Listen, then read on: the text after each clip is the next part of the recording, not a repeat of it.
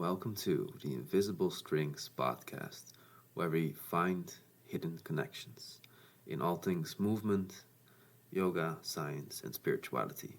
I am Joey Weifels, I'm a yoga teacher, and I study kinesiology at Michigan State University. Today I'm so lucky to share with you the conversation I've had with Clark Lewis, the juggler, the sword swallower, and an amazing performer. With the sword swallowing, I actually started learning that after I'd been a performer for quite some time. So I had already had a lot of experience uh, learning new skills and learning things I didn't know anything about. And I always take a approach of kind of finding something I want to do, and then I would just problem solve and break it down into parts until I can get there. So um, I decided I decided I wanted to learn sword swallowing um, after I was reading a book on fire eating, and I never actually learned fire eating, but in the book on fire eating it said maybe you should consider sword swallowing if you're considering fire eating, because the sword swallowing doesn't have all these chemicals and stuff that you're putting in your body. And so I didn't even really know what sword swallowing was at the time, so I looked stuff up online, and it was immediately it was like it was calling to me. It's like, oh, that's a trick I got to do. There's something about that is just really mysterious and amazing and kind of death defying. And so I set out to research it. And the only thing you can ever find on the internet about it is, of course, that you should never do it because it's so dangerous. And if you're going to do it, you need to find a trained professional to teach you and all this kind of stuff. And there are no people out there that teach sword swallowing. It's not a thing that maybe there are some strange cases, but there's almost nobody that's willing to teach it. So I just set out to learn it on my own, and that took me, I think, about a year of studying it and trial and error and doing it in the way is the way you're not supposed to do it, which is just by trying to figure it out on your own. But it worked for me, and I'm still alive, and so far so good. You know. So you told me you started small. Did you actually start small, or did you make some mistakes on there? I've definitely made some mistakes with it. When I started out, I was using a coat hanger, which some people do. You stretch out a coat hanger into the shape of a sword, and you try to swallow that. And I messed around with that a little bit at the beginning, and if I had to do it again, I would not mess with that. That was really horrible, and not pleasant at all. It's like actually swallowing an actual sword is way nicer than swallowing a coat hanger. It was just horrible, but I did mess with that a little bit, and I think you go in stages. So you first have to pass the gag reflex, and you have to overcome that, and then you have to go past the voice box, and then you have to go down and you have to learn how to pass your heart, and then after that it's kind of just a straight shot down to the stomach and keeping everything straight down there. So I just learned a little bit at a time. So it was like a huge achievement every time I would get one more, like just like another little bit of it got a little bit farther down, and then I ended up finally swallowing like a 17-inch blade for the first time. I remember that was when I said to myself, okay, I've got it now. That's that's the I don't know, I feel like I can do it. And then there were regressions as well. It would once I learned the skill, then it actually went away for a little bit, and that was incredibly frustrating. And I just kept practicing, and then it would come back, and then it would sometimes go away. And I don't have that problem very much anymore, but at the beginning, that was really frustrating, and even more frustrating because I didn't have anyone to teach me this stuff. I didn't know what I was doing. So it's all completely mysterious to me, and it's still quite mysterious to me.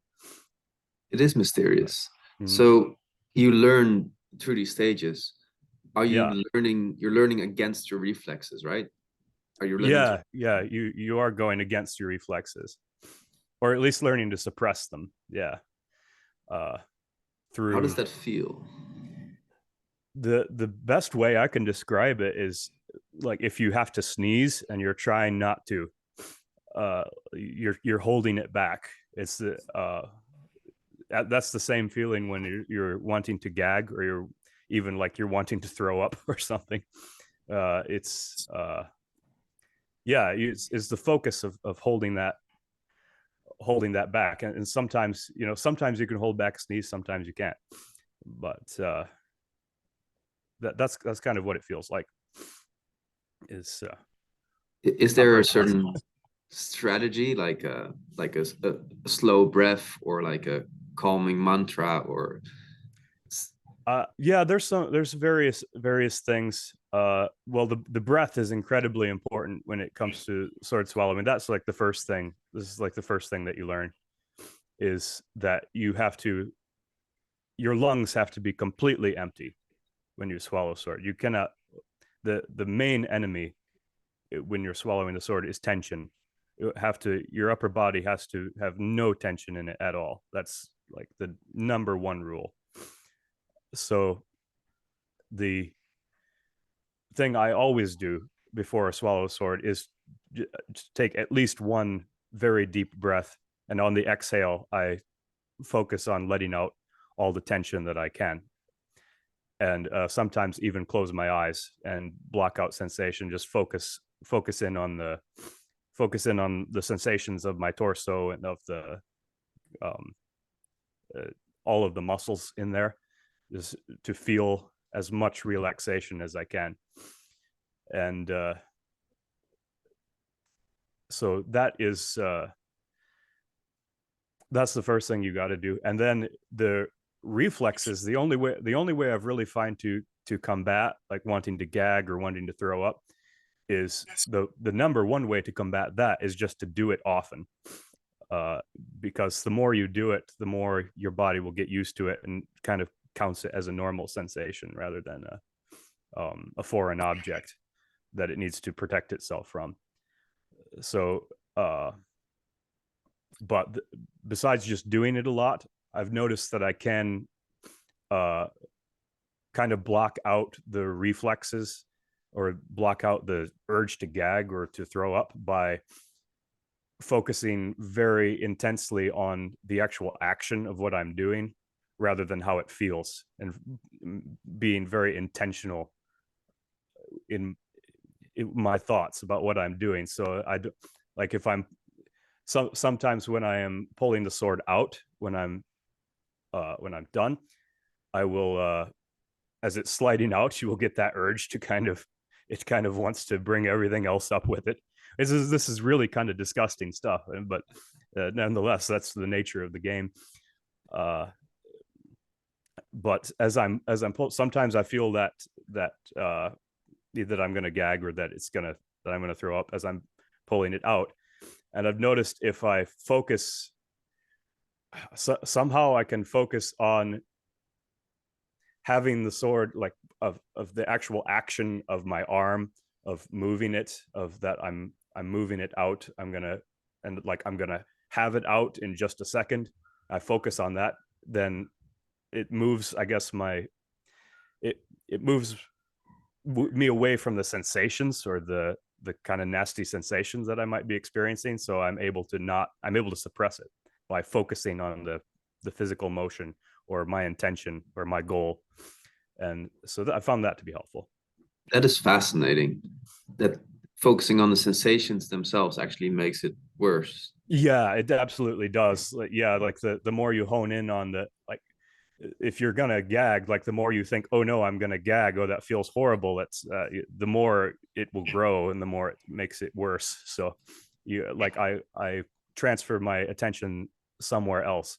Of course, sometimes it's, especially when you're first learning, the sensations are just so strong and you're not used to them, and so when you're first learning, you make all kinds of horrible noises, and some people throw up, and it's just it's terrible. You want to do it in privacy because you want to do it not only in privacy, but somewhere where nobody can hear you through the walls, because they're going to think there's some kind of crisis ensuing uh, with your practice session. So that's kind of a funny element. I always, when I was starting out, I always sought to be alone while I was practicing, but that also scared me because I thought, well, then if something happens, if I mess up or hurt myself or need somebody to take me to the hospital, then nobody's around. But anyway, catch 22, I guess, and I'm still here. Are there any close calls with that? It's hard for me to say because I've had things that hurt, but I don't know like how close I was to hurting myself badly, because when you're any kind of bad stuff that's going to happen is going to happen probably below the voice box, where you don't really have any normal sensation internally like you have on your skin or something. So any of the pain that you feel down there is kind of really dull, and it's like it's only there if something's being stretched or torn or something really bad is happening. Otherwise, you don't really feel much below the voice box. But I've had a lot of issues passing the heart area, because the heart, that's where I've hurt myself the most, because the heart is, as I understand it, is right up against the esophagus, kind of in the front. And so when you swallow the sword, it passes and bumps right by your heart. So if you're holding any kind of tension in your upper body at all, like for some reason your heart, it blocks that, so you will actually hit your heart with the sword through the esophagus, of course. So that can be a block, and that has hurt, because when I've done that, when I've had too much tension, especially when I was beginning, I didn't know what I was doing, and I hadn't had that practice of being able to release all my tension, which I can do better now than I used to be able to. So I would hit against my heart a lot, and that would hurt. And then sometimes it would hurt for a while afterwards. Like it felt kind of like a bruise, but something that was like deep in your chest. So it was weird, but that scared me sometimes, that pain. Every once in a while I do kind of mess up and I don't do it properly. If the one of my enemies is the adrenaline of performance as well, because sometimes I will get so excited, and people are watching me, and the music and everything's so exciting, and that can kind of sometimes make me forget to properly relax and check in with my body. So sometimes I do still mess up a little bit, but I'm less scared about it now because I've experienced those pains before and it was okay. So not that I'm just like okay with it, but I'm a little bit less freaked out by it than I used to be when it hurts a little bit. But if it does hurt, that means you did it wrong. It's not supposed to hurt. It's supposed to, it might feel, it's like, it feels really weird, and but it's not supposed to actually cause pain. If so, interesting. Yeah. So to answer the question, I don't know. I don't know what that was. I don't or how badly I hurt myself or how close I was. But there are people that have hurt themselves very badly, and there are people that have died from it. I don't think it's super common, but it has killed, sword swallowing has killed people.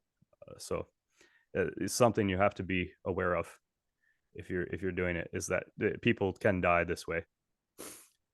So okay, so we have the adrenaline from the performance and the risk of death, and those things bring tension, right? Those are exactly.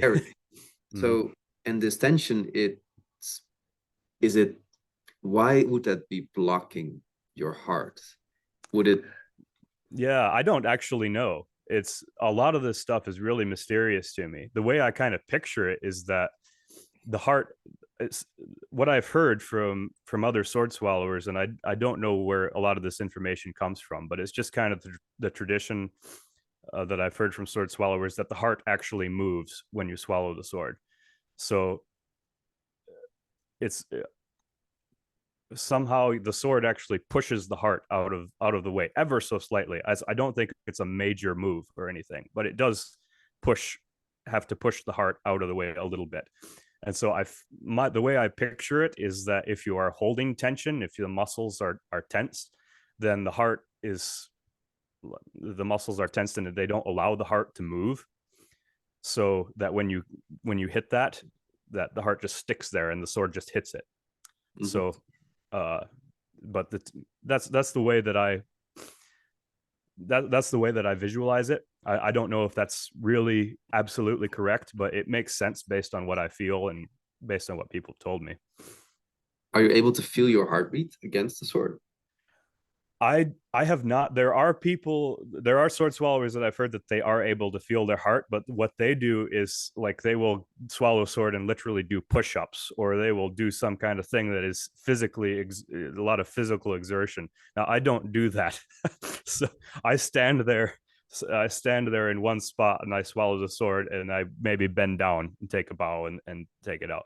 But so I've never actually felt my heartbeat, but I've heard that that's something that can be felt if you get your heart pounding a little more. But I've personally never felt it. It sounds cool, but it's also frightening to me. I'm pretty safe sword swallower. Not super adventurous. There are people that do they add all kinds of stuff to it, and they do acrobatics or like push-ups or bending over backwards and things. So yeah, I have seen someone else pull the sword from your throat. Mm-hmm. Yeah. So is that they can mess up, right? I don't think so.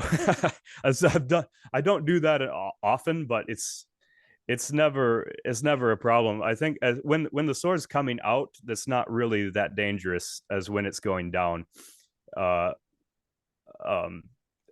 Because like it's already there, so when it comes out, you're not going to hit your heart. The heart will just, if there's any tension when you're taking it out, it's no problem because the heart will just like snap back into place and there it is. But so somebody pulling a sword out is really no problem.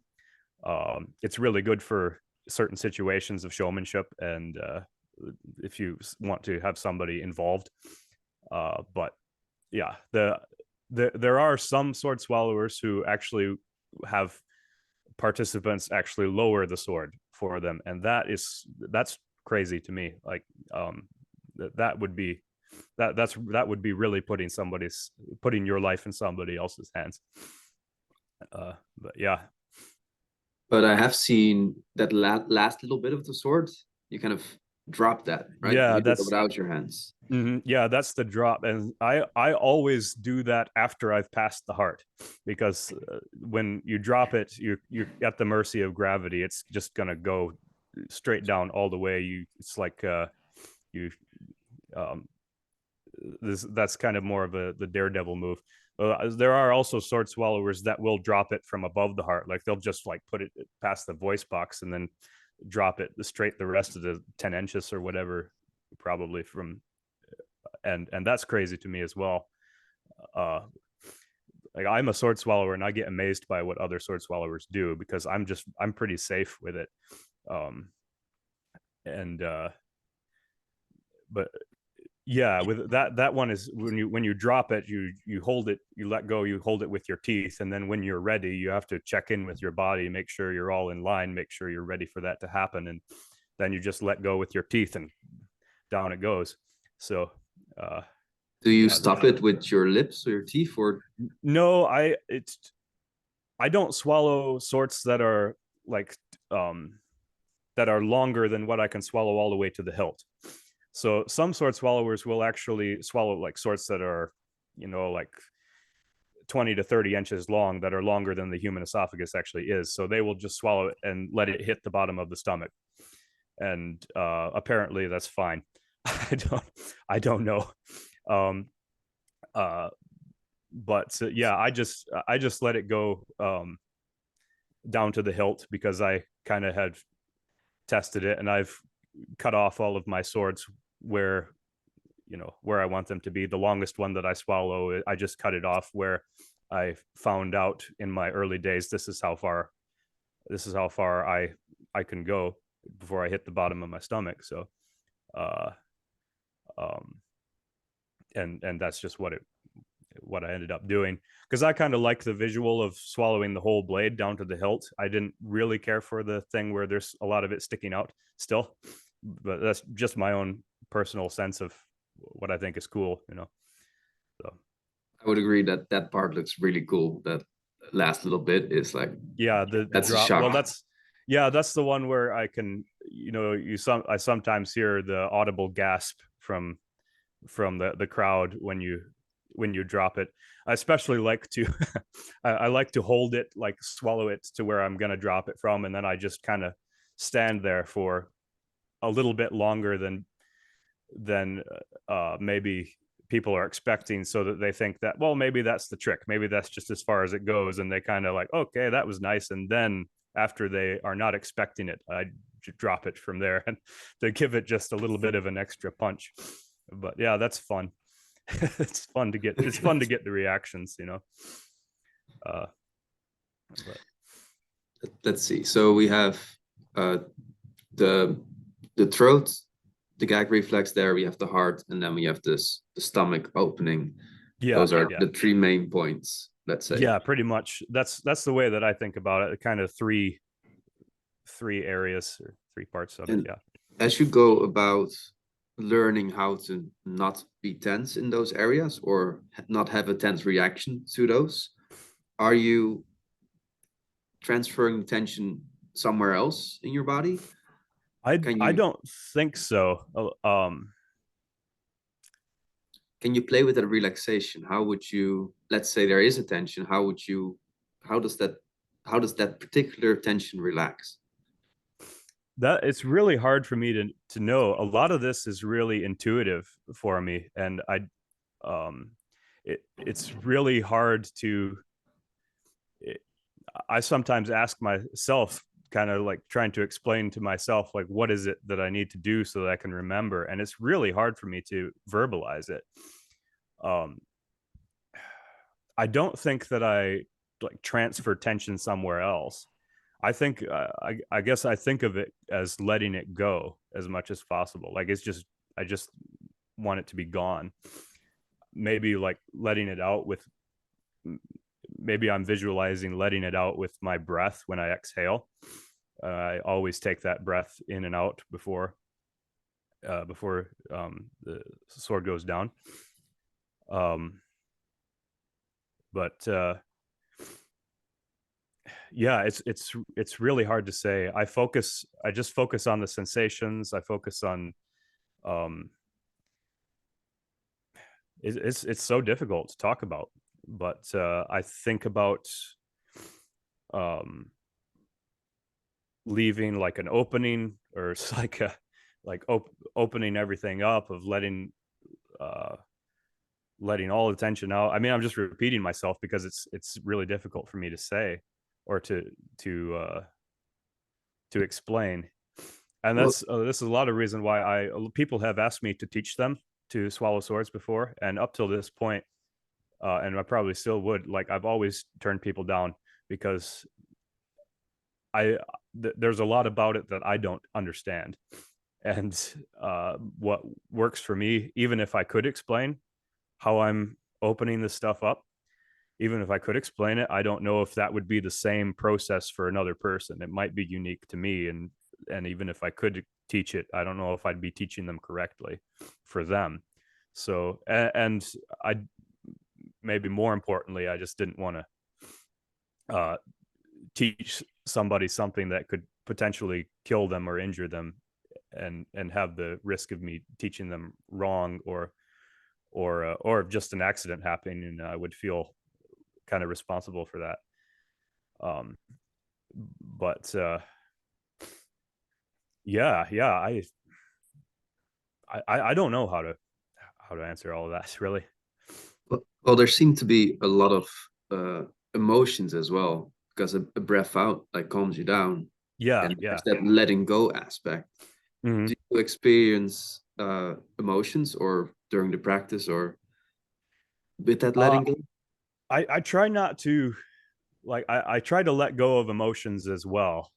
In fact, sword swallowing is actually the part of my performance where I think, the least connected emotionally to the crowd or to the people that are watching me or to anything that's going on, because to me, at that point, emotions are kind of distractions. uh what needs to be done.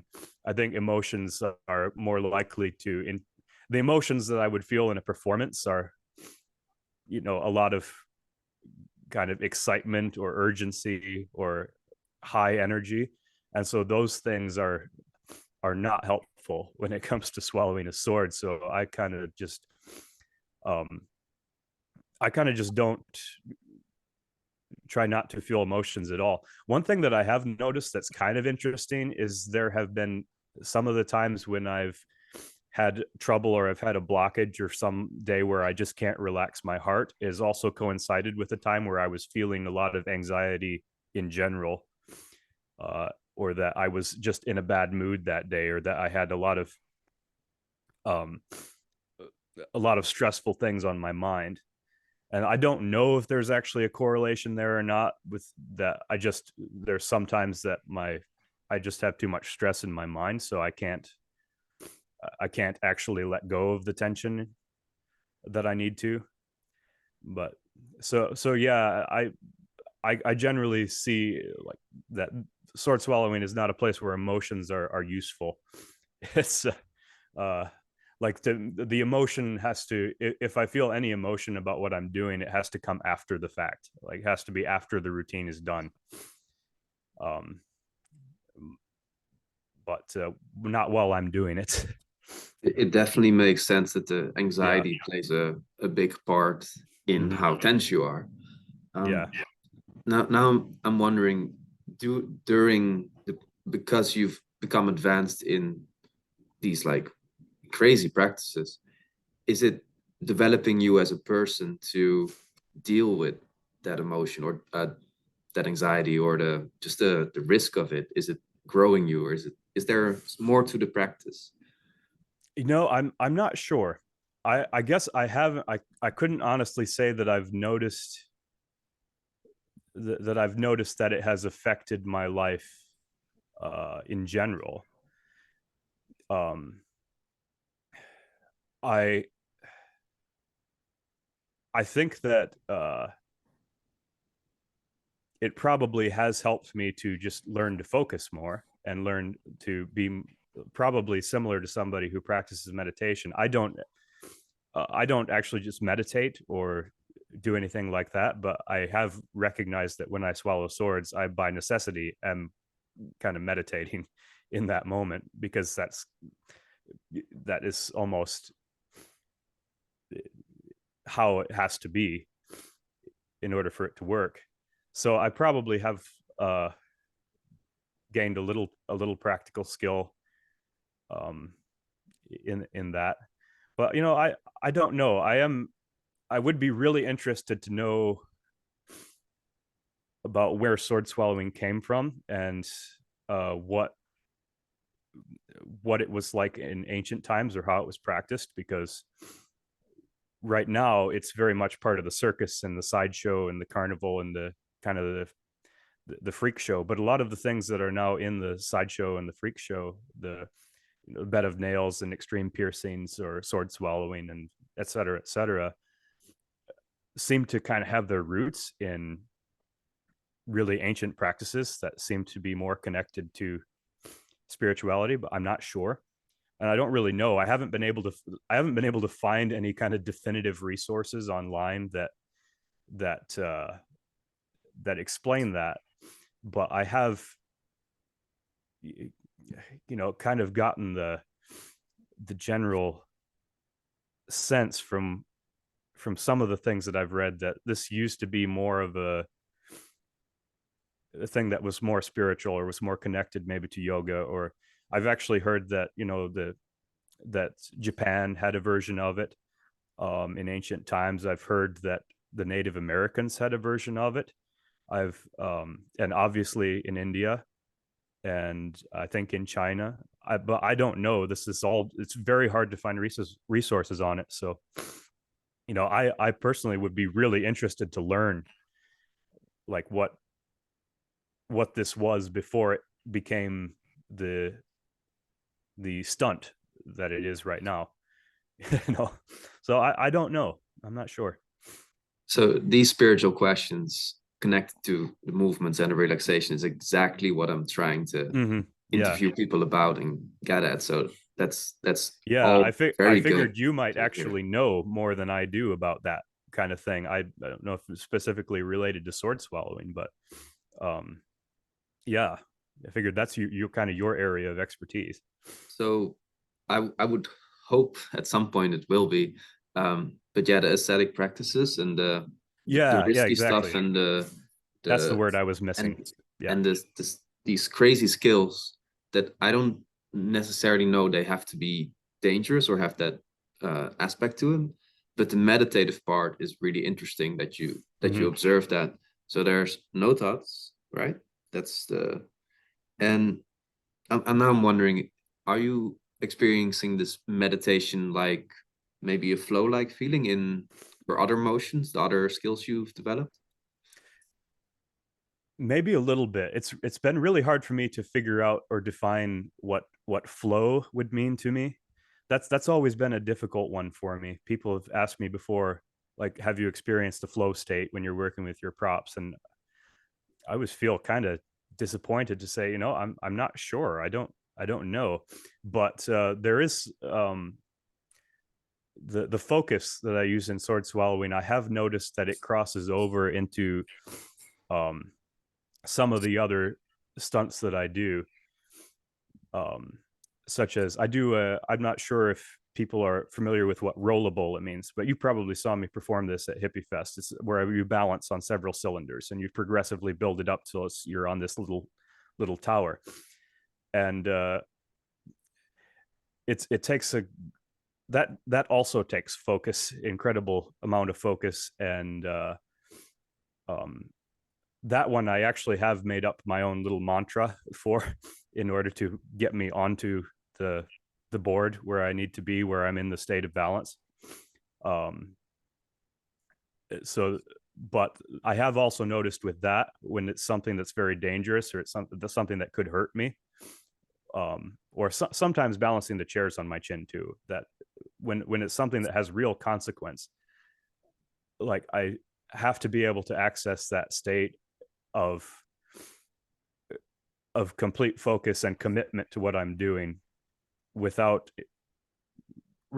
emotions about it or without um, without any external thoughts coming in. That's so that actually is there actually is crossover now that I'm thinking about it. I actually haven't thought about that before. That's interesting. Um, What is the but mantra? it's a very silly mantra. Uh, I get up on the board, and you put uh, one arm on the board, and you put one foot on the board. So your last foot, your one foot has to step up and replace your arm, basically, and that's when you're on the board. There's no going back. And so what I have to do is to commit to the balance before I actually step on there. Like I have to find the state of balance because otherwise I will just step on into chaos, and it's completely, and I'm gonna fall. So what I say is weight, ghost leg, and mind. And when I say weight, I put all of my weight, I take all of my weight off of my mounting foot. So all of my weight is now on the apparatus. There's no more, all of my tension is going down into it. And then I say ghost leg. And and that's when I imagine my leg that is on the ground and I visualize it not being on the ground, but actually on the board. So now I have that. I almost like try to convince myself that I'm not actually standing. And then I say mind, and that is when I commit my entire body to the balance. I say I'm going to, and that part's really hard to describe as well. But I just the mind to me means like I have I'm not sure why I chose the word mind, but to me that just signifies to me I'm totally committed. My whole self is committed to the balance. And when I say mind, if I've done all that correctly, I step on it and I am in the state of balance. And so then I can go from there. But that is the most difficult moment, is going from not being on it to being on it in this thing that is really rickety and can really hurt you. So there's a lot of fear that, like, I'm a person who's very afraid of heights, and this thing is not really that high up off the ground, but it's high enough that it really scares me. So I think part of that little, I don't know if maybe I'm not correct in actually calling that a mantra, but that's kind of how I think of it. But by saying that stuff, it focuses me in on what I have to do, and it focuses me away from the fear. Because if I feel, and if I'm, I guess feeling the fear before I go into the balance is actually very similar to like feeling like I'm going to gag or like I'm going to do something bad with the sword. Like the way that I get away from that is not by fighting it directly, but by like focusing on something else, like maybe even violently focusing on something else if I have to just and push everything else away. It's only I have one job to do. I'm going to do that. So I would say that is a mantra, and that is very okay. cool. What you said there is that the tension goes into the board and out of you by committing.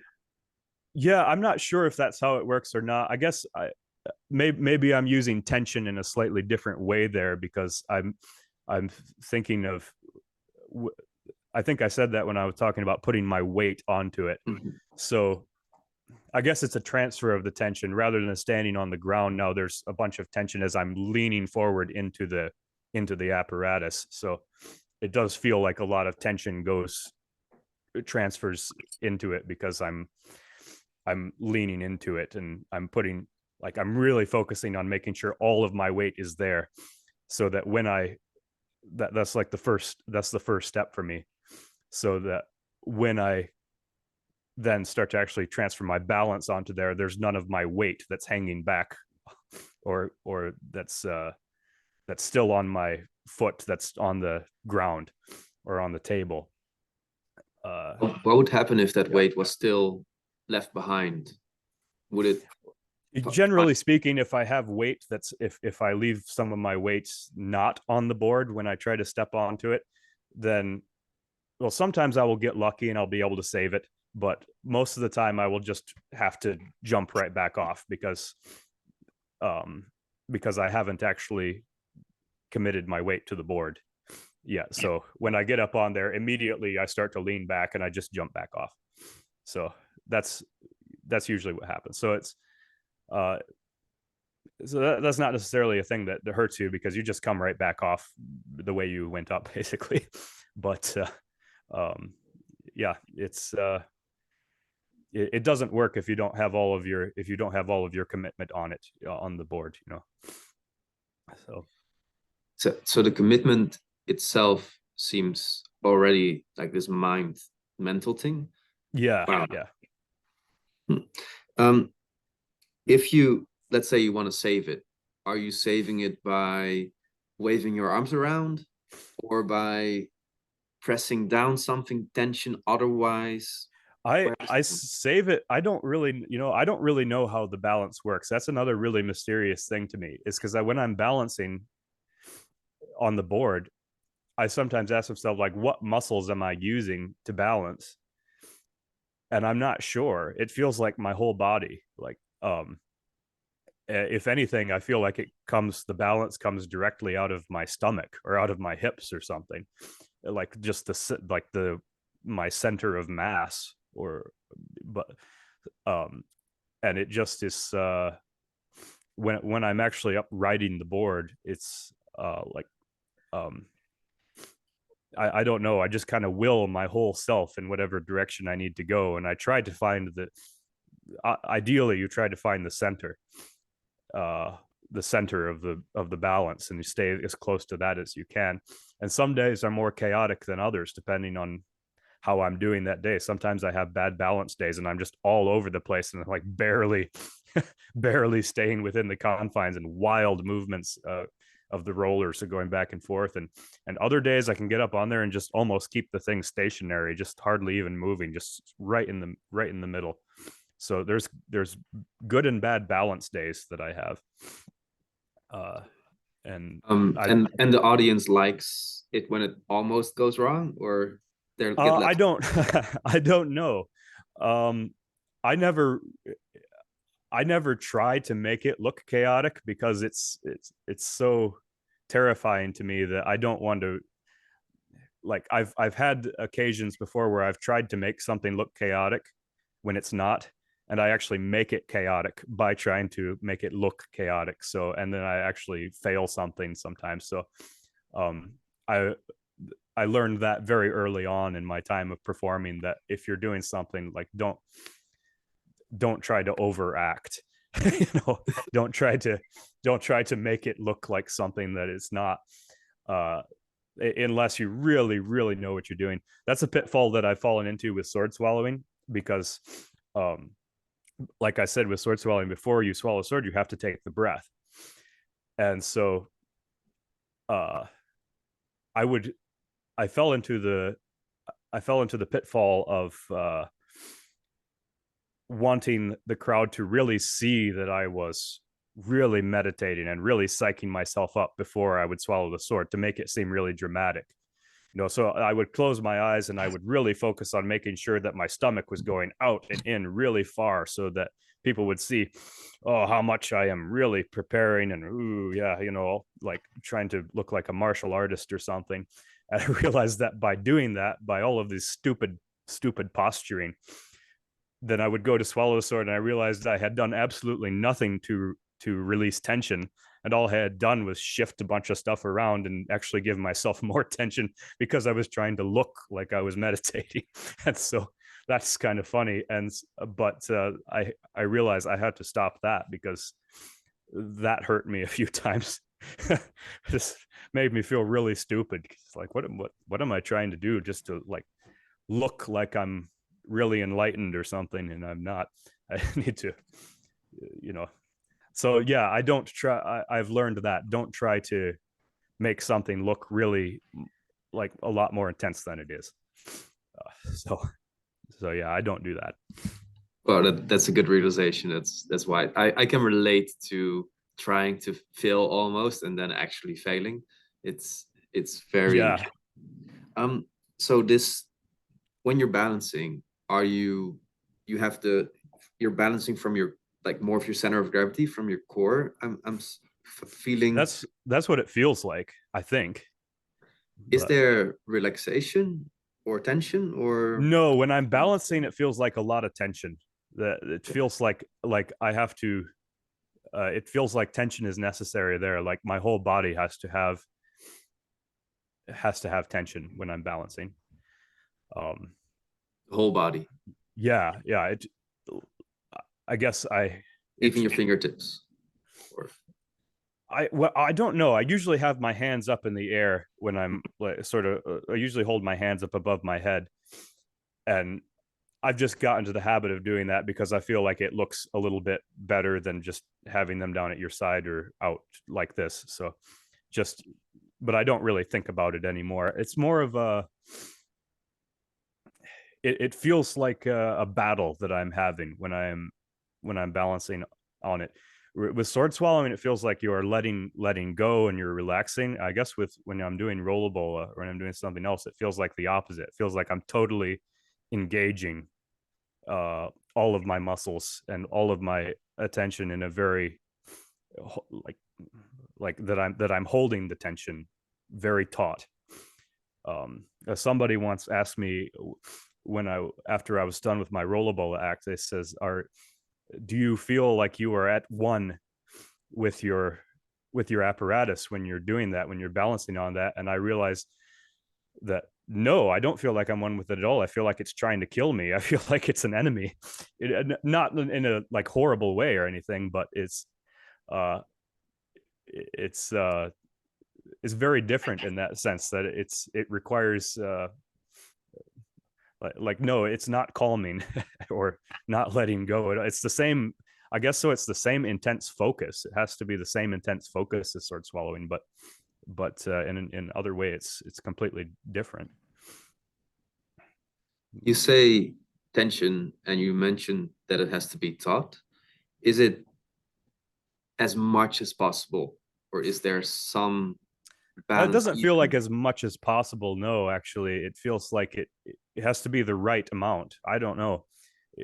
Like it has to be taught, but it can't be breaking, or it can't be like, because if I was just absolutely rigid, then I couldn't balance.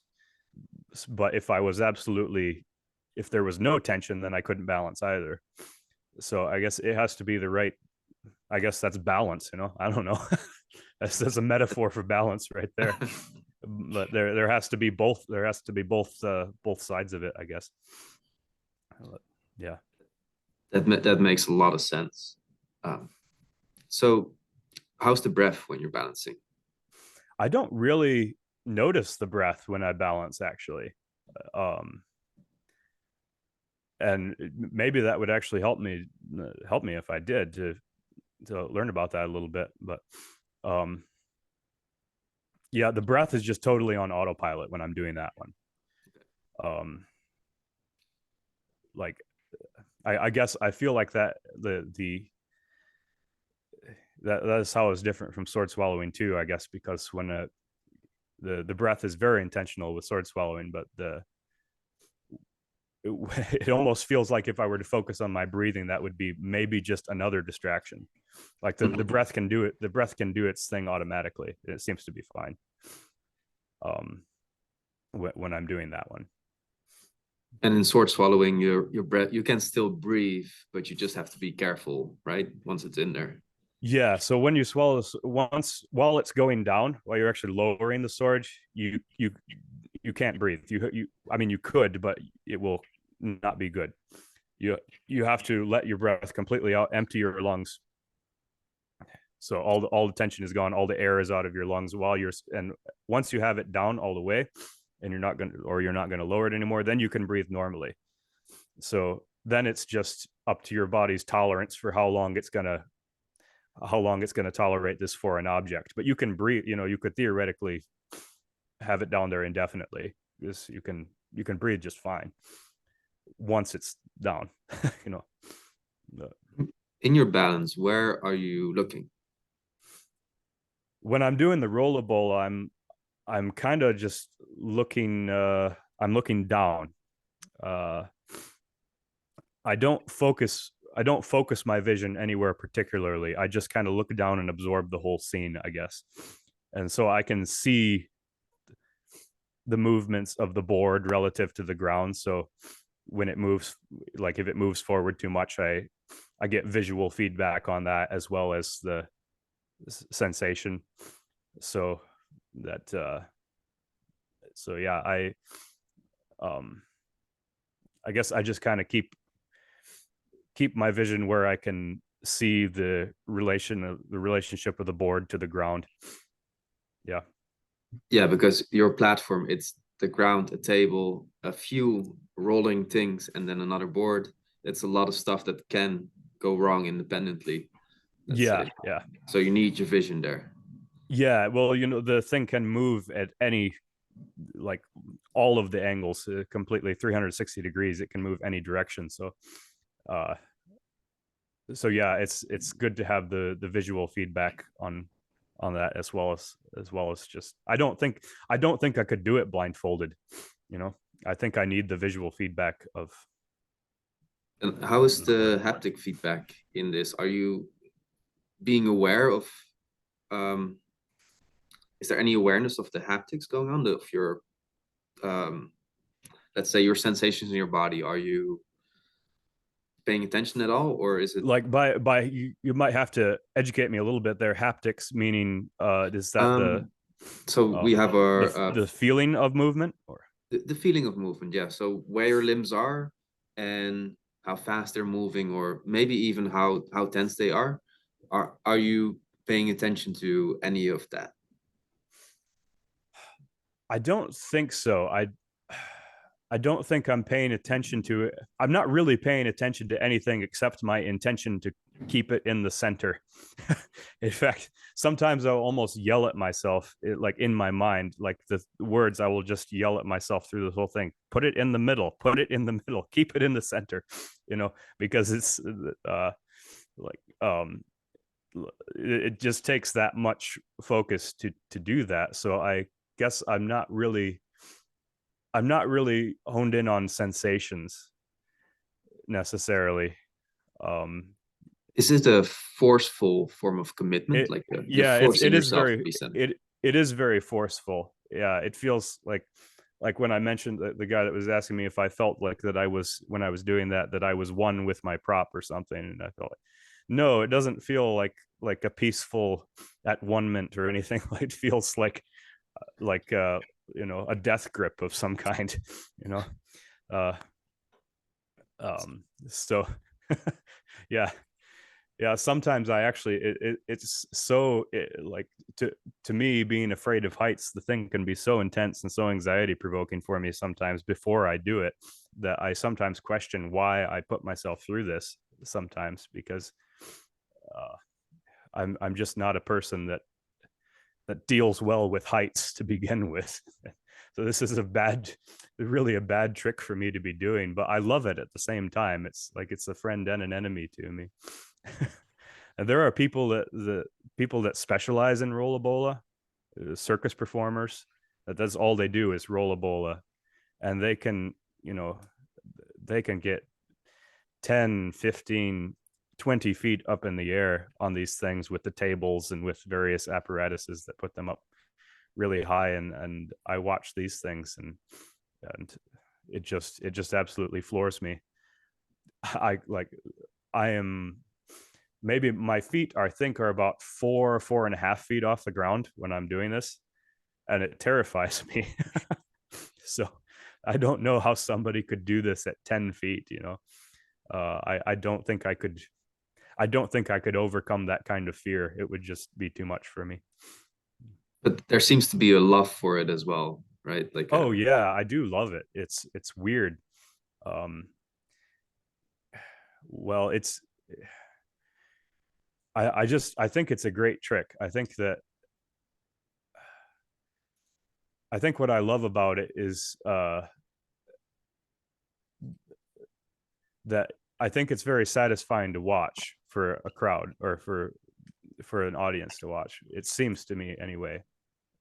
And maybe it makes people anxious while they're watching it, but I think they get to share in the satisfaction, or at least I hope so. I don't know, but I think they get to share in the satisfaction once it's successfully completed. All of it to me, I think, is like when Evil Knievel would jump over buses, or when somebody walks on a tightrope, or all of this stuff. It seems to be a human thing that we love that, and I certainly do. because your audience wants you to succeed, right? Yeah, I think that they do. I think occasionally there's maybe a person who's kind of sadistic, and they want to go to the circus because they're hoping they're going to see an accident, or they're hoping they're going to see somebody get hurt or die. But I think that that's really rare, actually. I think that I think there's something about the danger acts that it's like, for some reason, it seems like we as humans want to see danger confronted well, or something. I don't know. Or we want to see it overcome, or we want to see fear overcome, maybe. I don't know. But there's something about it I just love, with stunts like this. So uh, one thing that's dangerous is fire. So you mentioned fire at the beginning, that you're looking to Oh yeah. extinguish fire with your mouth, and I've seen you juggle fire. So Yeah. what's the fire about for you? Well, the fire is um I've never really been afraid of fire. I'm really afraid of heights, but I didn't get the fear of fire in my genetics for some reason. So I juggle torches a lot, especially for outdoor gigs when I can, when it's sort of allowed, or when it's, as long as it's safe, I'll juggle torches. But the main reason I juggle torches is not because it feels dangerous to me, but it's just pretty. Fire is beautiful. And juggling torches is really not that dangerous. If you catch the wrong end, you're just going to let it go within, a second or less. So you never really get hurt, unless the only time that juggling fire scares me is when I'm over like dry grass or something like that, and then I usually don't do it anyway. So yeah, I think the fire is really just for, to me, it's really just for the beauty of it. And I did practice fire eating a little bit, and fire eating seemed incredibly easy to me. I learned as much as I could about it, the same way that I do everything. I just research and read as many books as I can, and I just crammed my head full of as much random knowledge as I could about it and tried to put together. And I psyched myself up and finally got my little torch built, and I went out and outside on a still day, and so, okay, here I'm going to do it, and it's probably going to be horrible. And I did it, and it was fine. And well, really, that's all. That's all there is to it. And I think my problem is that I'm just not afraid of fire, and at least not physically. I'm afraid of fire in the sense of it. I'm actually really afraid of fire in the sense of like damaging property, and I get really nervous about that. And I'm very careful when I'm performing about, like, if there's grass or if there's something nearby that could catch on fire. But as for me and my person, I'm just not afraid of it for some reason. Is your fire swallowing still in your act? No, it's not actually. I did it for a very short time. I didn't really like it because of the idea of putting the fuel in my body. And a lot of people are kind of turned off to it because of that as well. Because you ingest these, I don't know much about the chemistry of it. You use white gas, so like basically Coleman's camp fuel, and you inevitably ingest some of it when you eat fire, and it makes your mouth feel horrible, and you got like basically it feels like you've always drank coffee too fast, or you always have your tongue burnt, or you got blisters and you taste like fuel, and it tastes like fuel in your mouth all the time, and it's just really, really unpleasant. So excuse me. So yeah, and also there's so many regulations on fire, and it's hard enough for me to get away with just juggling the torches half the time, and it just, the whole thing felt like too much trouble to me. I was like, yeah, I'll leave this to there are other people that can take care of this. They can carry on this tradition besides myself. All right. And you juggle, do you juggle blindfolded? I've messed with that a little bit. I don't do anything that is blind juggling in the show. But sometimes I'll just challenge myself to, every once in a while, to see like how long I can juggle 3 balls with my eyes closed or something. But that's more just for like my own personal exercise or whatever. Yeah, the problem with doing something blindfolded in the show is that nobody ever really believes that you're blindfolded, even if you are, because there's so many fake blindfolds, and you can, it's so yeah, I never was really interested in doing that live, because there are actually a lot of performers that do it, and it's fake and stuff, or they'll do it as like a joke or something. So there's another skill. You do it with chainsaws and swords, right? Yeah, I juggle most of the traditional stuff that jugglers do now, balls and clubs. Yeah, I do juggle a chainsaw, which is it's like juggling a really heavy club, basically. Same thing. And yeah, juggle cigar boxes, and I do contact juggling, which is the like single crystal ball type thing. It's acrylic ball, but is so yeah, I do various types of juggling. That was what started the whole my whole life as a performer, was learning to juggle. How did the learning proceed? Is it for example, was it easy for you to make the switch from a ball to something heavier like a chainsaw, or is that makes the practice a lot different? It always feels different when you switch to a new prop. So it takes time to get used to. It's um yeah, it's always I think it's almost always a learning process when you want to do something new with juggling. And I think that's part of the reason that I actually love juggling, though, is because there's always something new to learn.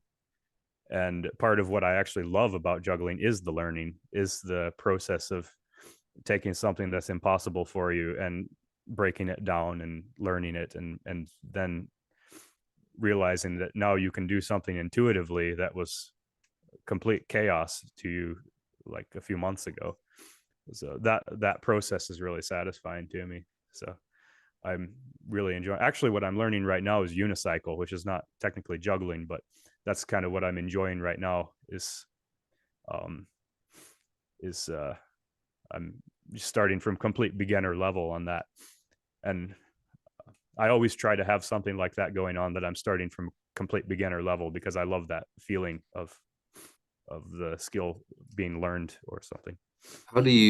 What's your process of going from the unlearned chaos to the expert order, if you Yeah, well, call it that? the first thing I will do is usually research it online, which is, of course, I'm in um, the internet age.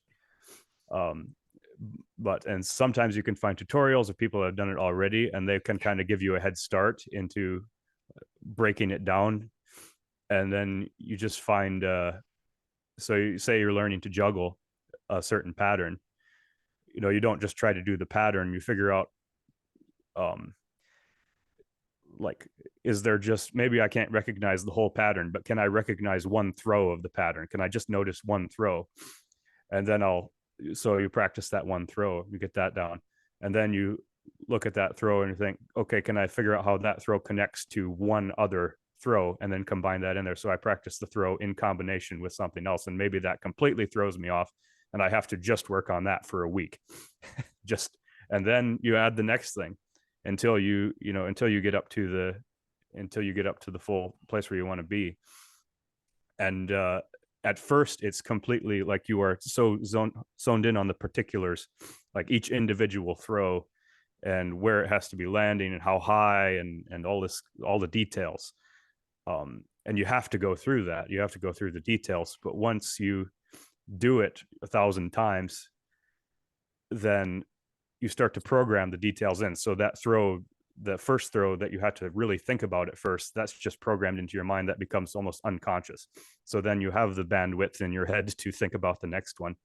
And as you progress and make more and more of these throws and catches and moves, just muscle memory, just programmed in, and then you have the bandwidth to work on the next thing, then pretty soon you get to be able to see just the whole pattern. Like, you don't even see, when I juggle 5 balls, for example, I don't notice any of the individual balls. I just see pattern. I just see the whole thing, and you just will that into existence. But that's not how you start. You start painstakingly, like frustrating, trying and failing a single throw over and over again. And but I guess that's what feels kind of magical about the process to me, is that you can start from this place where it feels just, it's completely frustrating, and then down the road you realize, oh, I'm doing it without even having to think about it. Like, I don't even really know how this works anymore. It's just programmed in. So That does it's feel really like fun. magic, right? Like, wow. Yeah, it's incredibly fun. That's what got me addicted to juggling, was when I So learned just the 3-ball cascade. It was just so supremely satisfying to me to realize that, oh, I could figure this stuff out. It just takes this process of breaking it down, and all I have to really be willing to do is sacrifice some amount of time for it. I just kind of have to be willing to. I have to have a high frustration for tolerance, or high tolerance for frustration. I don't know what that Freudian slip meant there. Um, I'm frustrated with tolerance. No, it's not what I meant to say. I okay. have a high tolerance for frustration, but that's what it takes to juggle. So the magic of combining one throw with another throw and chunking it together into a full pattern that's just this 5 ball unit now. Yeah. Is there why can that take a whole week? What makes another throw change the original throw? Well, I think what takes the time is uh somehow the mind just if you repeat something over and over again, the mind just absorbs it and it becomes like a part of you. And that apparently that's just takes time, just takes repetition. So it's all about the repetition of it. You just have to do it over and over and over again.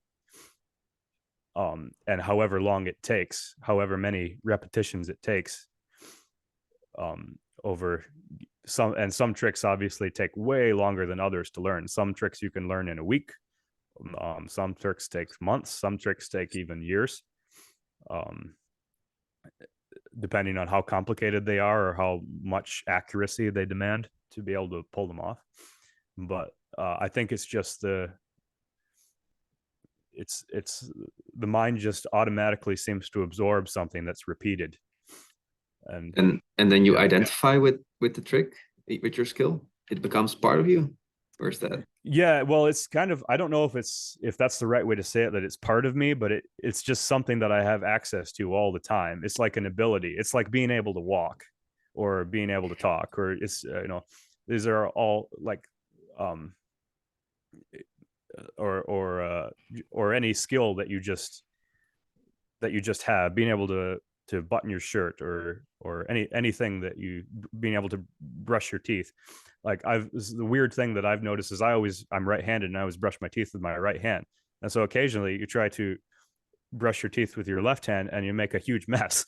You realize, like, because I've never done that, so it's just because of the repetition that it feels so natural to brush my teeth with my right hand, but it feels like when I try to do it with my left hand, I can't even make the motion right.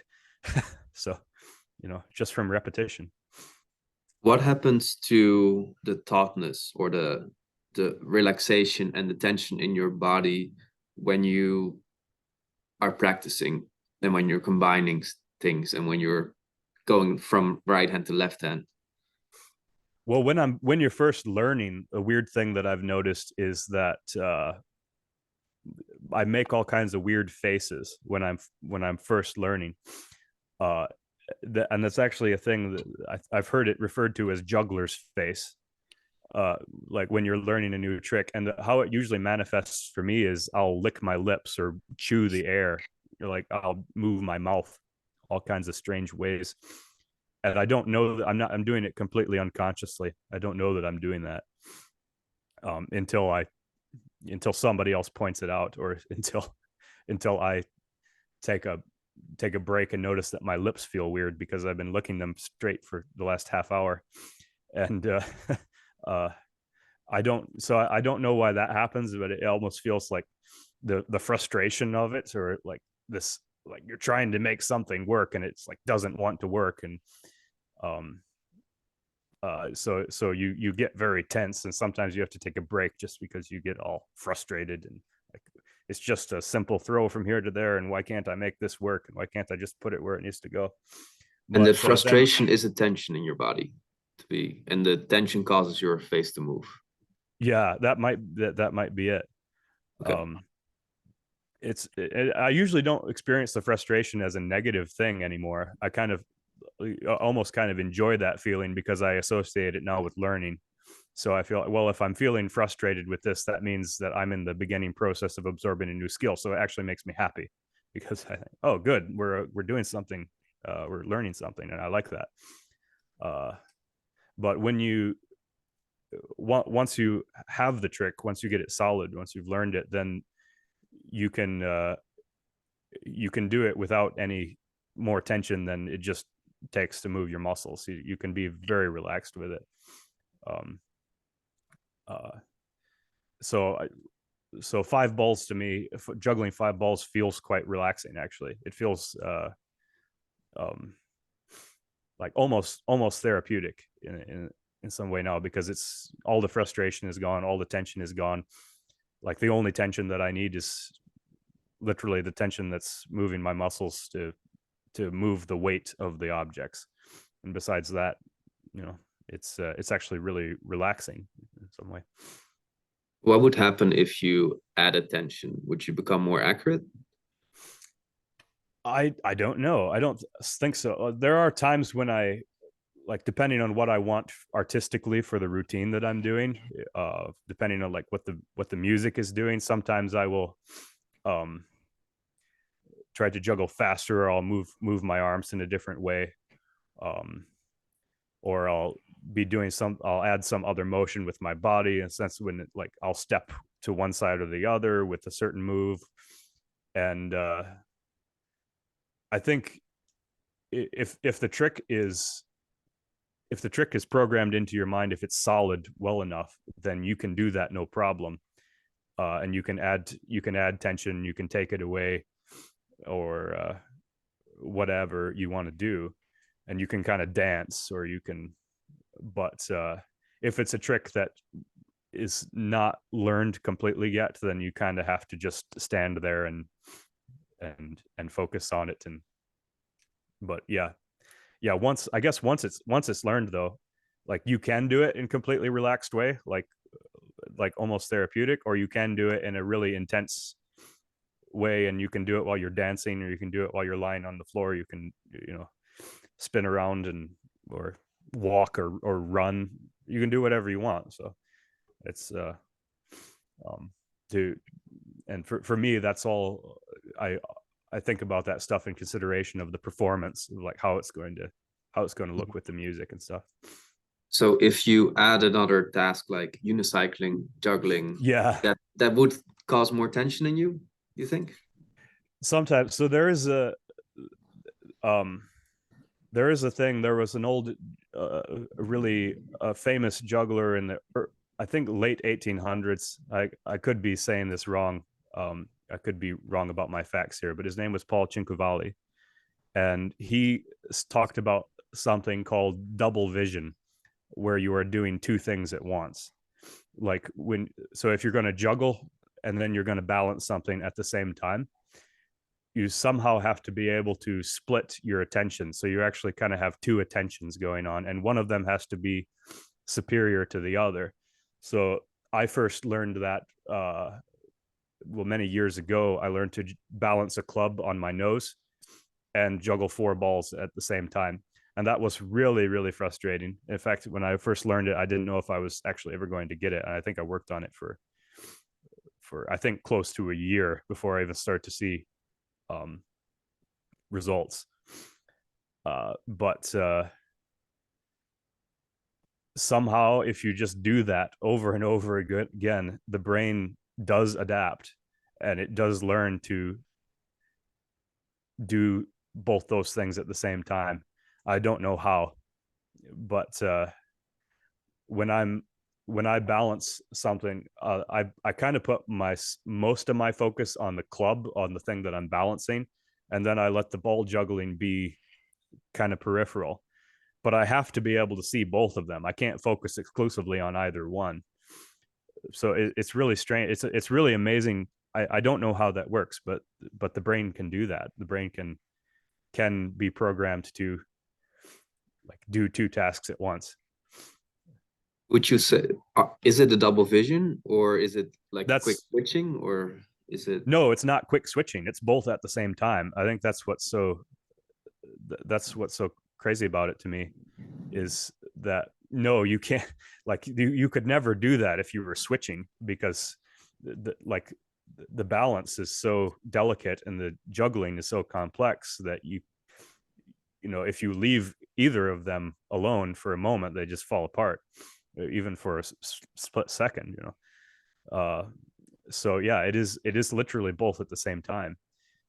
And when you say double vision, it's not like two computer screens. Yeah, no, Is it like a certain depth and yeah, another that's depth? what I think. That's what Paul Cinquevalli called it. I don't know if that's right or not. I think that's what he called it, was double vision or double seeing, which, you know, obviously didn't mean like when you're drunk or something and you're actually seeing double, but that you're able to have your attention almost in two places at once, to the extent that it almost feels like you're still just focusing on one thing, even though you're focusing on two things.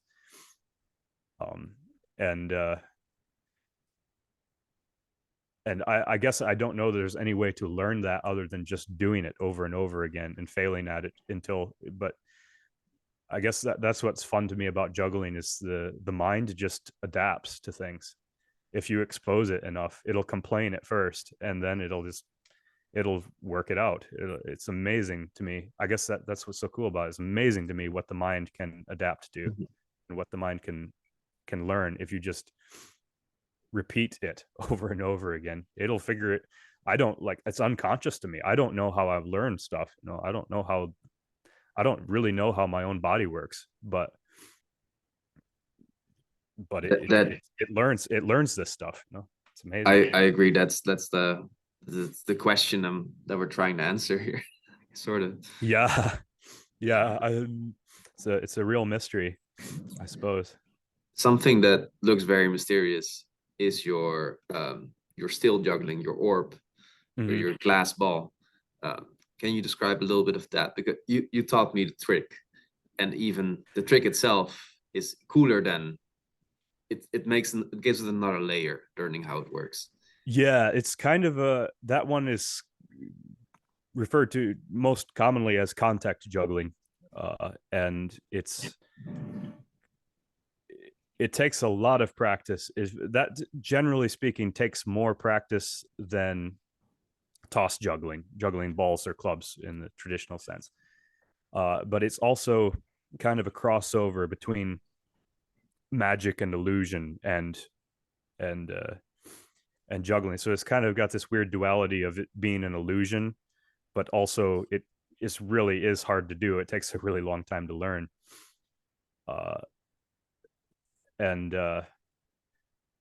But to me, I think it's just one of the more, it's just really beautiful. That's what drew me to it. I saw a juggler on YouTube when I was quite young, when I was first starting out. He was a Japanese juggler called Okotampe.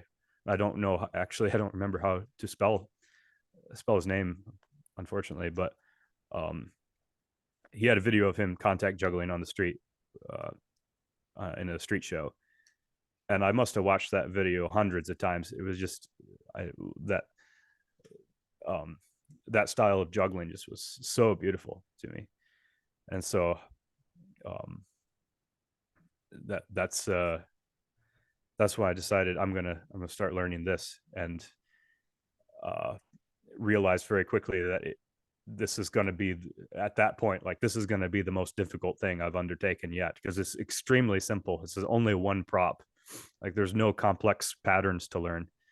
It's just like moving it around in a circle, moving your palm around in a circle, but keeping the ball still. Very, like, it was the simplest thing in the world, and yet it's so much harder to do than a complex 3-ball pattern. This is, you know.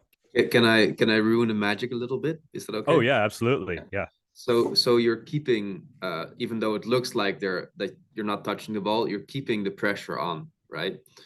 Yeah. That's also a tension on the ball. Is it just enough tension as you need, or is it like as much as you can because you're afraid to drop it? I think it's I think it's kind of not too much of either one. There is if you have too much tension in your hands, then you lose the fluidity of your movement because you're too rigid.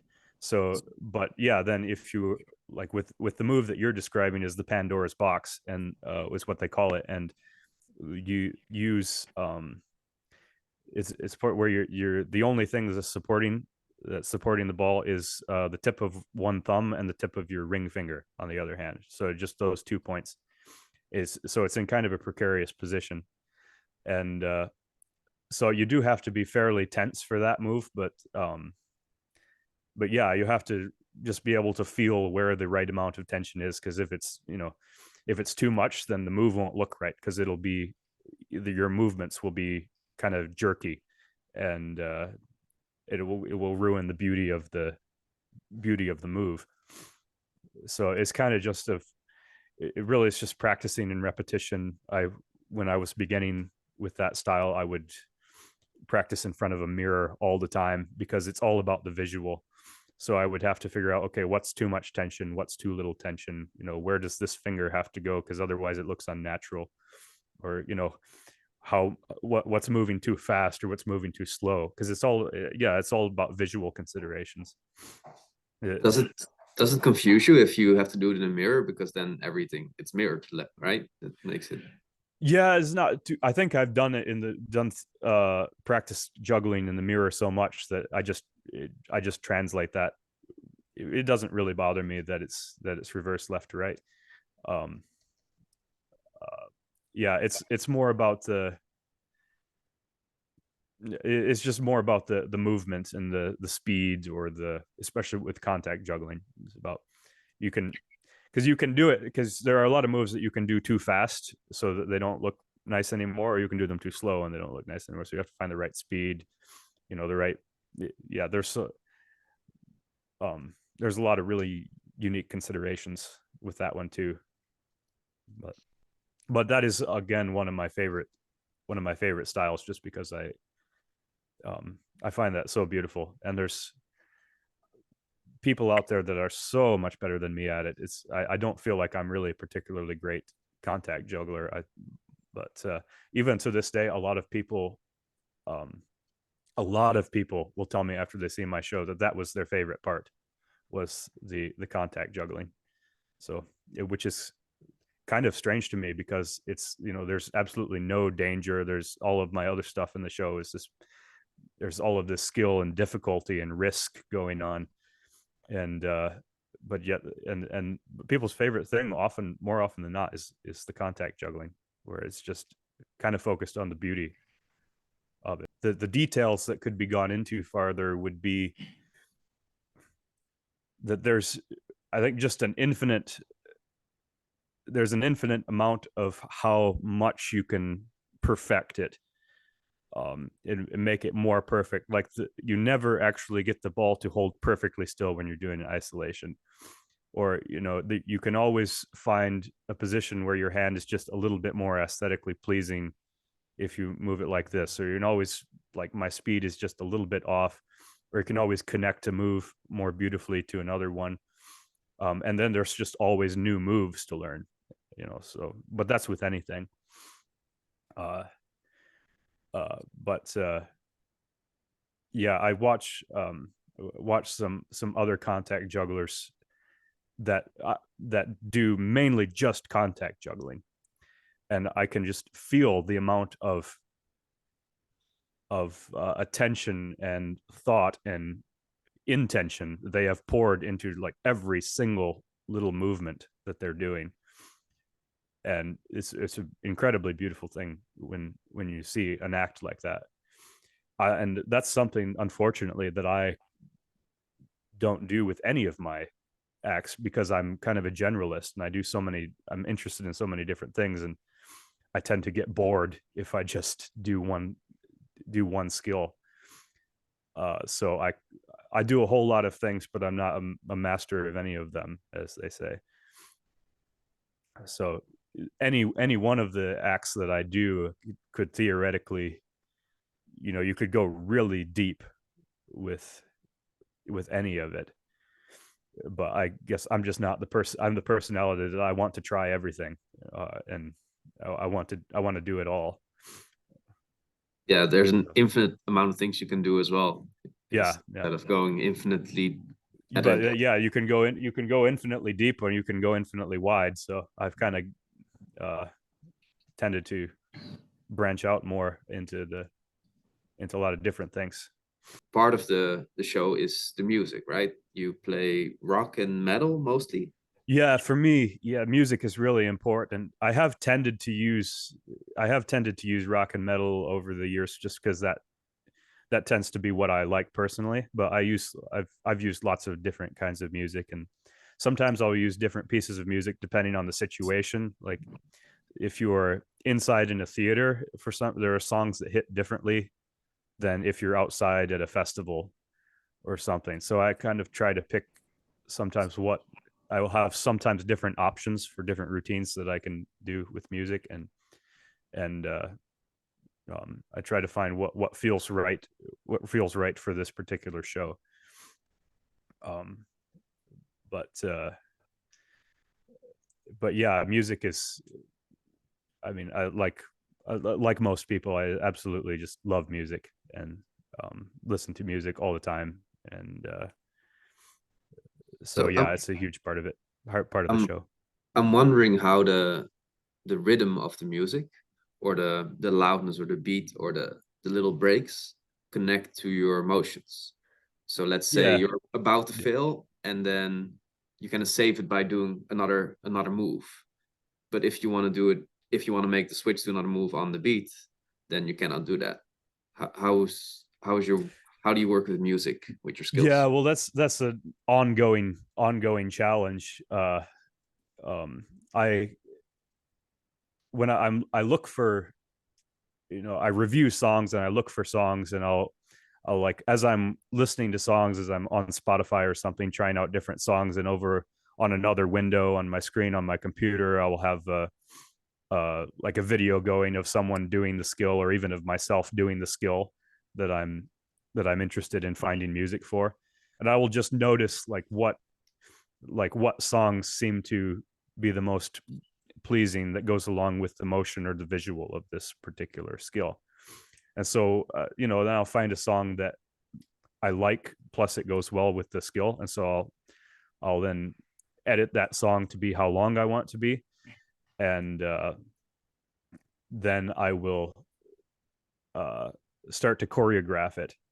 So I will actually get in front of a mirror, have a piece of paper, and I'll actually chart out the song, and I'll put different sections and blocks, and I'll have a pen and paper, and so I'll just start to jam to the song, and notice, okay, so this move I want to happen here, so I nail that down. Okay, write that in that block.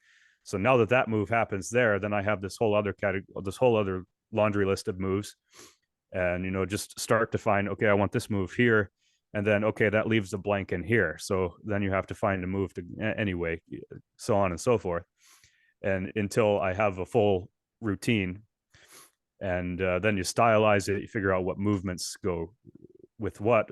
Here I want it to be fast and intense, here I want it to be really lofty and flowy, and or I want it to stop right on this beat, or anyway, just and that's how I do it, you know. That is a lot more involved than I was expecting, honestly.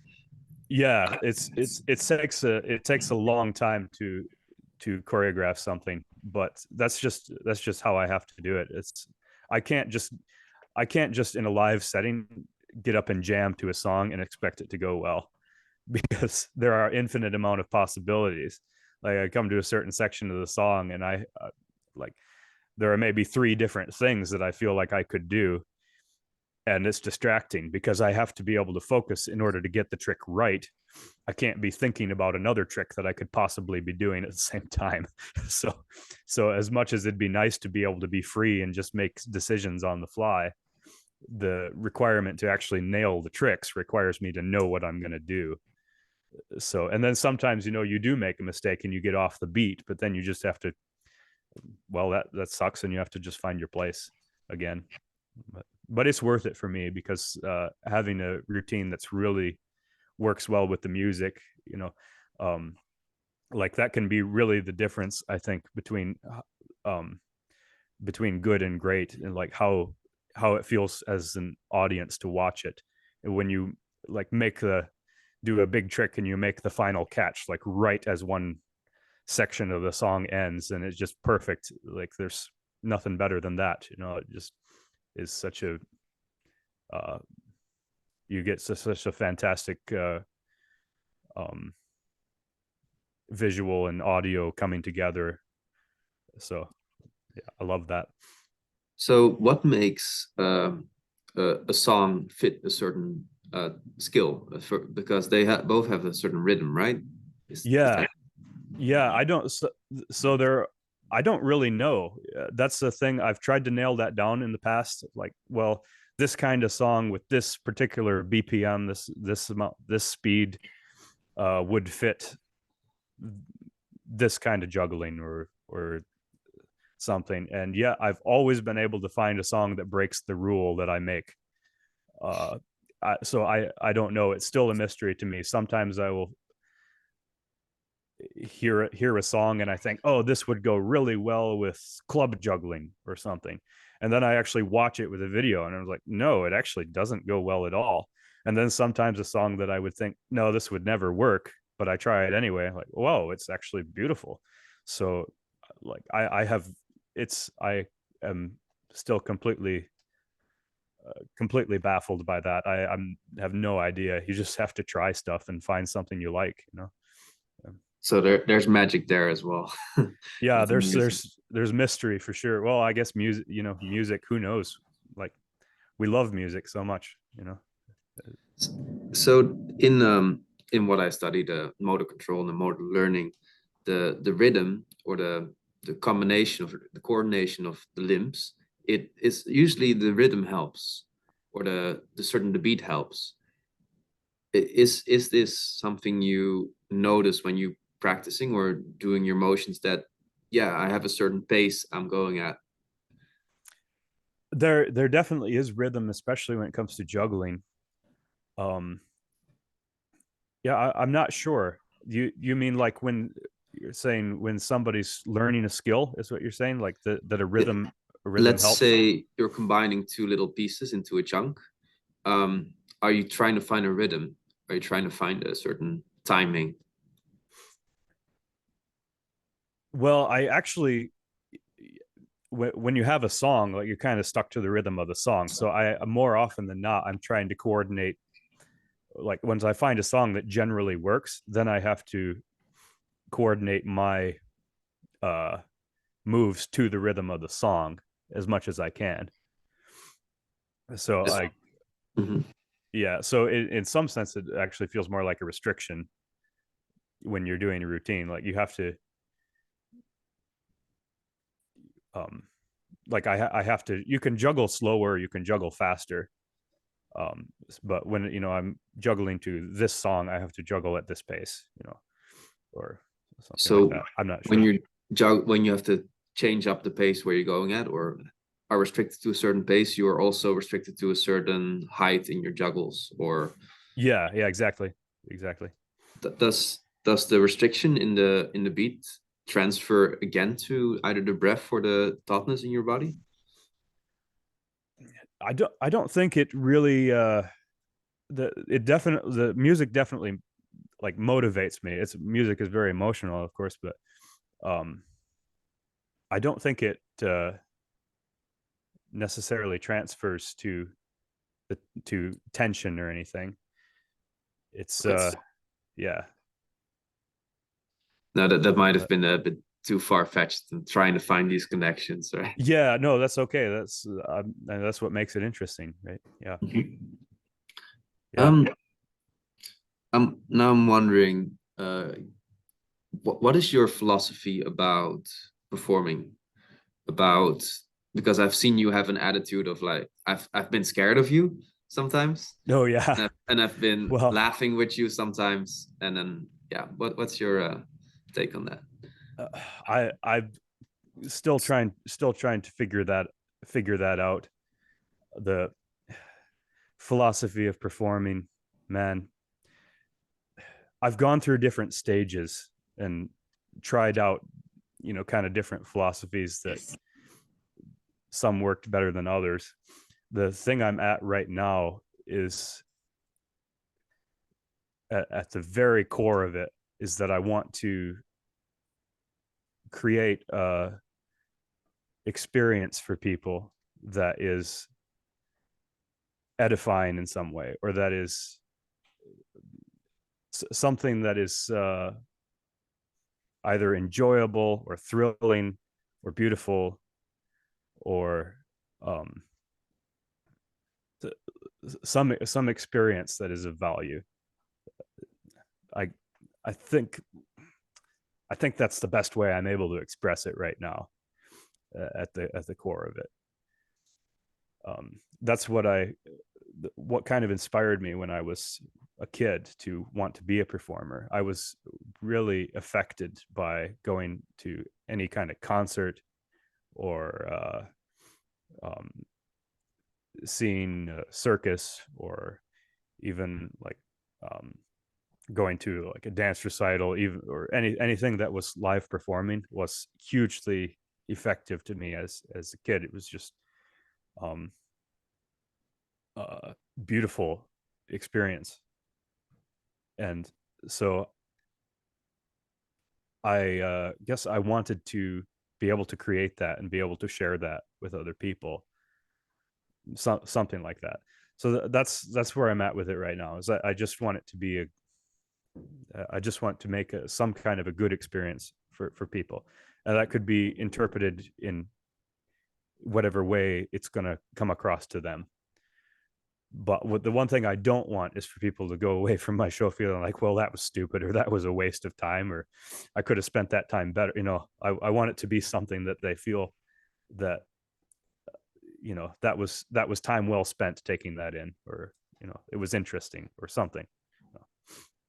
Do you have any little anecdotes, or like where like one kid got like super excited, or you had some acting that happened that was just perfect, some like little stories given your performance? Yeah, I'm sure there's a lot of them. When I actually try to think back, it's hard to remember any specific one. Um, but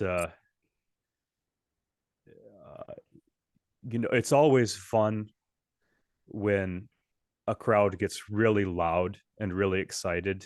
I really love that when everyone is cheering really loud. Um, it's kind of, like a lot of positive feedback. And I guess what I found with that is that it can be dangerous for me to get really um to get really um excited when a crowd gets excited, because then the next crowd might not be so loud, and then I feel like I'm not doing well then, because like what am I doing wrong? These guys aren't cheering as loud for me, so I must not be doing good this time. And it's not true at all. Different, some groups of people, just the interactions of the energies of the different people will manifest differently. And so that's one main thing that I've had to learn and notice, is not to need the crowd to react in any specific way, or not to need any kind of specific reaction, but just to appreciate whatever reaction there is. So, That's a very like stoic attitude of you're not I guess, yeah, expecting maybe it anything could from be. them. Yeah, yeah, yeah. To be satisfied with myself, and judge myself based on how I did, rather than on what specifically, like, how loud I was cheered for, or um, how much feedback I got.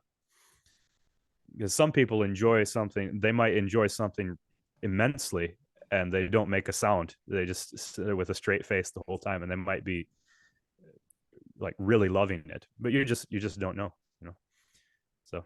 Have you ever heard of this phenomena of choking, where you're so uh, um, choking is when your performance really suffers because you're too busy with what the audience is doing, or you kind of freeze up because there's just so much going on, and you're so self-conscious. Does this ever occur to you? I think, yeah, I don't know if specifically in that way, but I definitely have had times where I start to get distracted and I feel like, oh, I'm not doing well.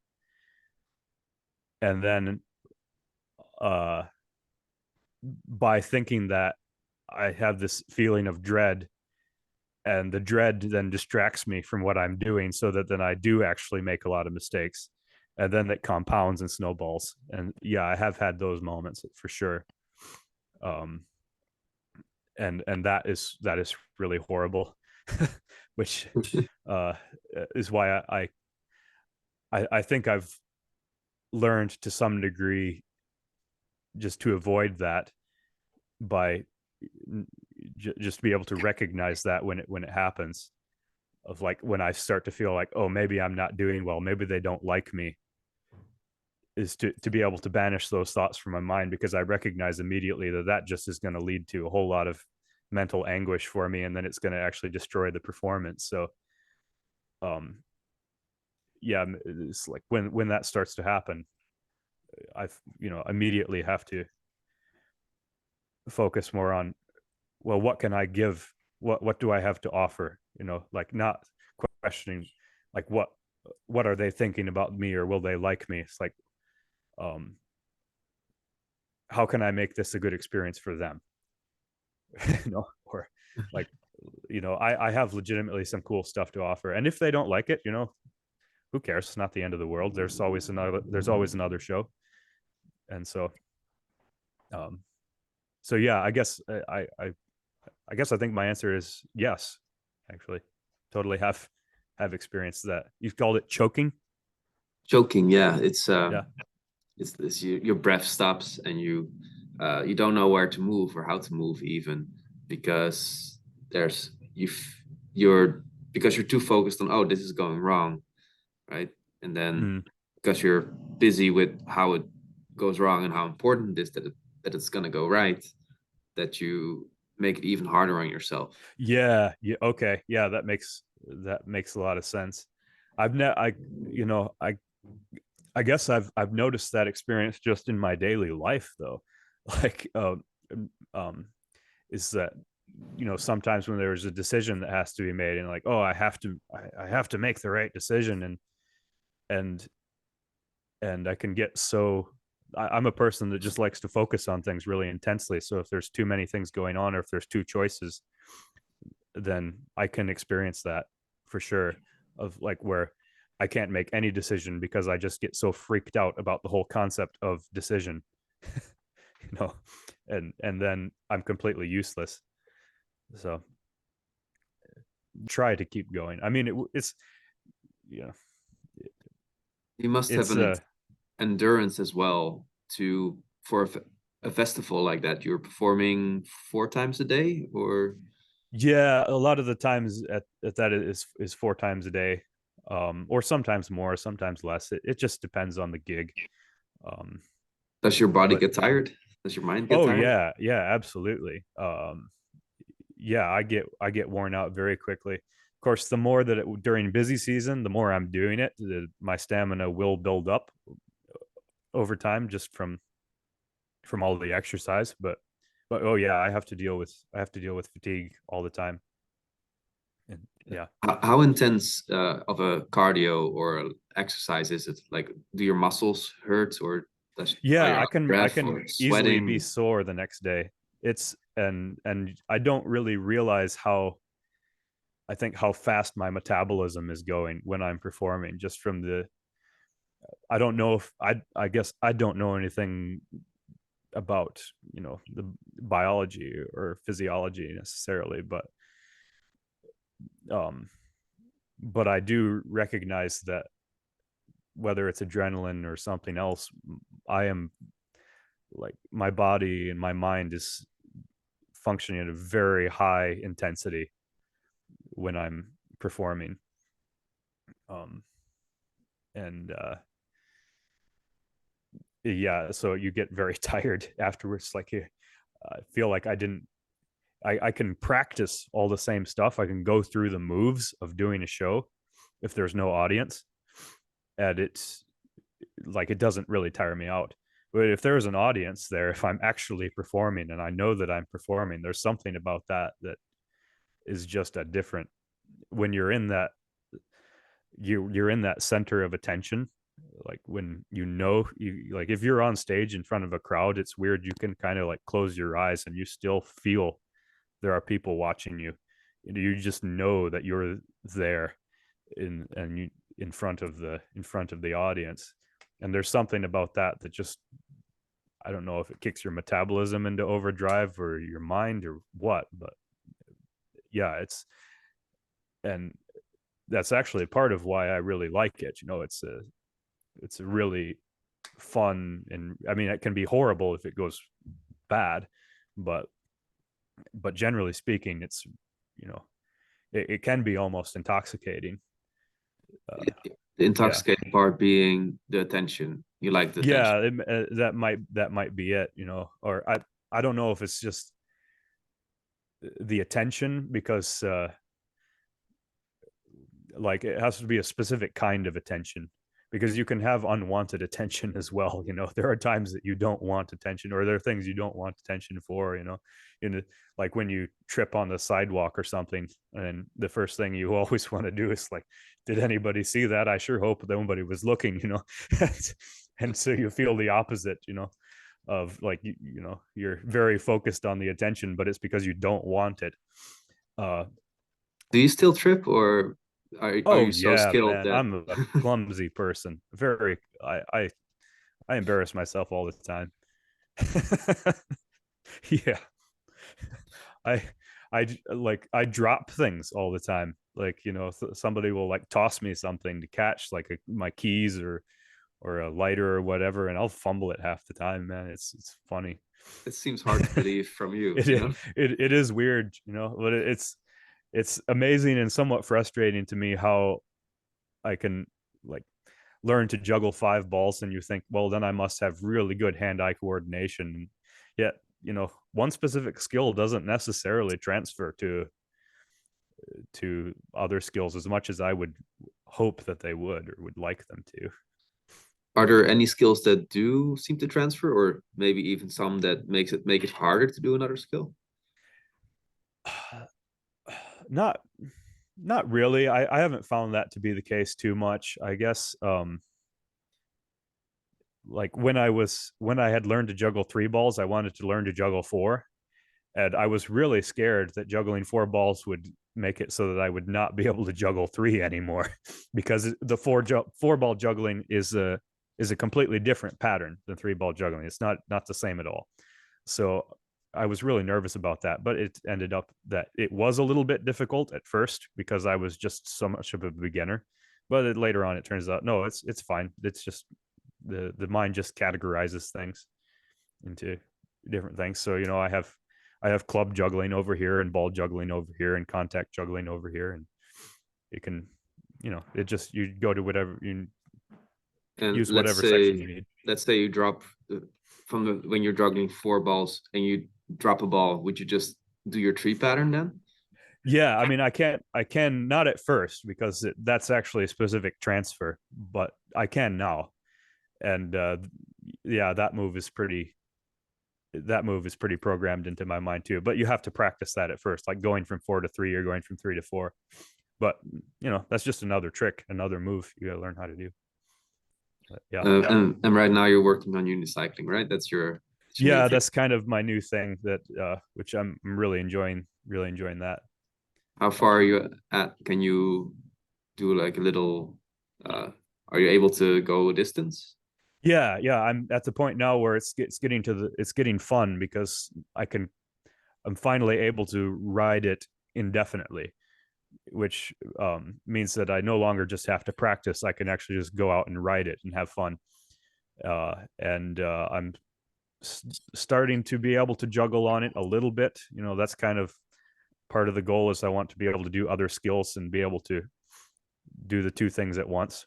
So I'm working on that still, and it's coming along.